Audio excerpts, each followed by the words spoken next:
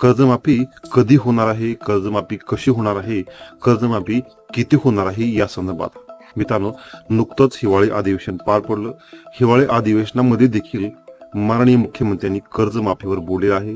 त्यानंतर देखील press conference घेऊन माननीय मुख्यमंत्र्यांनी कर्जमाफीवर निर्देश दिलेले आहेत.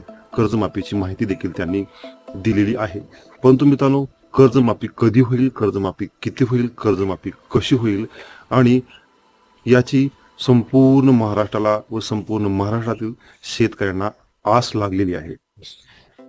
मित्रांनो, मुख्यमंत्र्याचं म्हणणं असं आहे की कर्जमाफी नक्कीच होईल आणि लवकरात लवकर कर्जमाफीबद्दल निर्णय घेण्यात येईल. कर्जमाफी संबंधात किंवा त्या संबंधात बोलत असताना मुख्यमंत्री देवेंद्र फडणवीस असं म्हणाले की आम्ही जो 10 कलमी कार्यक्रम घेऊन सत्तेत आलो किंवा